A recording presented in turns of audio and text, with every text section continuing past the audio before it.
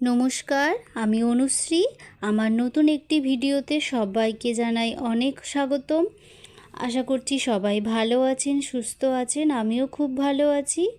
আজকের মেনুতে রয়েছে লাউ শাক বাঁধাকপি দিয়ে চচ্চড়ি, আর তার সাথে রয়েছে আরও সবজি। তো চলুন ভিডিওটা ঝটপট শুরু করা যাক। লাউ শাকের চচ্চড়ি বানানোর জন্য আগেই ভালো করে কড়াইটা বসিয়ে গরম করে নিয়েছিলাম। তাতে দিয়েছি অল্প পরিমাণে সাদা তেল, আর তাতে এখন দিচ্ছি, তেলটা ভালো করে গরম হয়ে গেছে, এখন কেটে রাখা বেগুনগুলো দিচ্ছি। চচ্চড়ির জন্য যেরকম ডুমো ডুমো করে সবজি কাটা হয় সেভাবেই আমি সবজিগুলো সব কেটে নিয়েছি। তো বেগুনটা আগে ভেজে নিয়েছি। বেগুনটা খুব বেশি লাল করে ভাজবো না, অল্প করে একটু নুন দিয়ে ভেজে নেবো। তো চচ্চড়ির জন্য যেরকম সবজি কাটা হয় ডুমো ডুমো করে, আমি সব সবজিগুলো ওভাবেই কেটেছি। আর বেগুনটা ভাজা হয়ে গেছে, বেগুনটা তুলে নিয়ে কড়াইতে আবার একটু সর্ষের তেল দিয়েছি। চচ্চড়িটা সর্ষের তেল দিয়েই করব, সেই জন্য সর্ষের তেল দিয়ে ভালো করে গরম হয়ে যাওয়ার পরে দিয়েছি ওতে ফোড়নে দিয়েছি 5 ফোড়ন, শুকনো লঙ্কা, তেজপাতা, যেরকম চচ্চড়িতে ফোড়ন লাগে। বাকি তারপরে সবজিগুলো দিয়ে দিয়েছি। এতে আমি দিয়েছি গাজর, আলু, ছোটো ছোটো করে লাউ শাকের ডাঁটাগুলোও কেটে নিয়েছিলাম, ওগুলোও দিয়ে দিয়েছি। এর মধ্যে চাইলে ঝিঙে, বরবটি এগুলোও দেওয়া যেতে পারে। যেহেতু পাঁচমিশালি চচ্চড়ি মতো হচ্ছে, তো অন্য অন্য সবজিও আরও অ্যাড করা যেতে পারে। আমার কাছে যেটা ছিল আমি সেটা দিয়েই করেছি। এখন সবজিগুলো ভালো করে একটু নুন দিয়ে ভেজে নিয়েছিলাম। এখন দিয়ে দিলাম বাঁধাকপি আর লাউ শাকটা।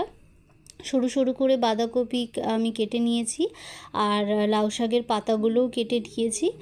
কেটে ভালো করে পরিষ্কার করে ধুয়ে আগে থেকে রেখে দিয়েছিলাম। আপনারা চাইলে বাঁধাকপি একটু অল্প নুন দিয়ে ভাপিয়েও নিতে পারেন, কারণ যেহেতু এখন গ্রীষ্মকালের বাঁধাকপি খুব একটা নরম হয় না। আমি ওর জন্য আগে থেকেই দিয়ে দিলাম, যাতে করে বাঁধাকপিটা সেদ্ধ হয়ে যায়। বাঁধাকপি থেকে তো জল বেরোবে, সবজিটাও সেদ্ধ হবে আর বাঁধাকপিটাও তাতে সেদ্ধ হয়ে যাবে। তো আপনারা চাইলে আগে থেকে বাঁধাকপিটা ভাপিয়েও নিতে পারেন, কোনো অসুবিধা নেই। এখন আমি দিলাম একটু পরিমাণ মতো নুন, চিনি আর হলুদ গুঁড়ো, লঙ্কা গুঁড়ো দিয়েছি। এইটা দিয়ে ভালো করে একটু নেড়ে চেড়ে চাপা দিয়ে দেবো, কারণ বাঁধাকপি রয়েছে, লাউ শাক রয়েছে, এগুলো থেকে তো জল বেরোবে কিছুটা। তো বাকি মশলাগুলো আবার পরে অ্যাড করব। আপাতত এটা দিয়েই নেড়ে চেড়ে, এই মশলাগুলো দিয়ে সব নেড়ে চেড়ে চাপা দিয়ে রেখে দিয়েছিলাম।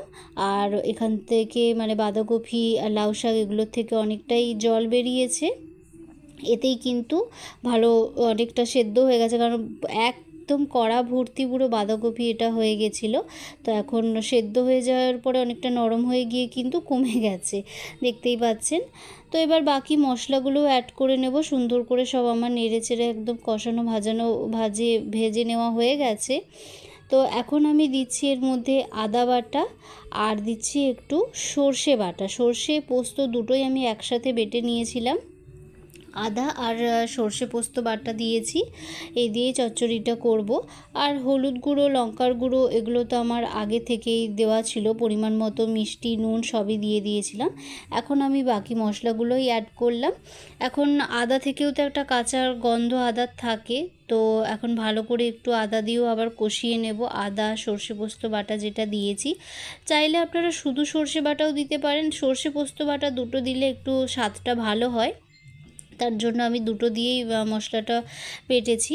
এরপর ভালো করে মশলাটা কষিয়ে নিয়ে পরিমাণ মতো জল দিচ্ছি। আমি কিন্তু রান্নাতে সবসময় একটু উষ্ণ গরম জলটাই ব্যবহার করি, তাতে করে রান্নার স্বাদটা ভালো থাকে। না হলে মানে একদম ঠান্ডা জলটা দিলে কিন্তু রান্নার স্বাদ অনেকটাই খারাপ হয়ে যায়। সেই জন্য কিন্তু কষানো মাংস বা যে কোনো রান্নায় আমি কিন্তু অল্প একটু উষ্ণ গরম জলই ব্যবহার করি, তাতে রান্নার স্বাদটা ভালো হয়। তো ভালো করে জল দিয়ে আমি চাপা দিয়ে দিয়েছিলাম সবজিগুলো সেদ্ধ হওয়ার জন্য। তো এখন আমার ভালো করে সবজিগুলো সেদ্ধ হয়ে গেছে। এখন তরকারিটাও পুরো রেডি, নুন মিষ্টি সব ঠিক আছে। নামানোর আগে আমি এখন দিচ্ছি অল্প করে একটু সবজির মশলা। এটা অপশনাল, এটা চাইলে আপনারা দিতে পারেন, নাও দিতে পারেন, দিলে কিন্তু স্বাদটা ভালো হয়। তো আজকের মতো টাটা, দেখা হবে নতুন আবার একটা ভিডিওতে। ভিডিওটা ভালো লাগলে সবাই ভিডিওটা সাবস্ক্রাইব করবেন, আমার চ্যানেলটাকে লাইক করবেন, শেয়ার করবেন, কমেন্ট করবেন। সবার কাছ থেকে অনেক অনেক ভালোবাসা আশা করছি। তো সবাই ভালো থাকবেন, সুস্থ থাকবেন। আজকের মতো টাটা। আবার নতুন একটা ভিডিওতে আপনাদের সাথে দেখা হবে খুব শিগগিরই। টাটা সবাইকে।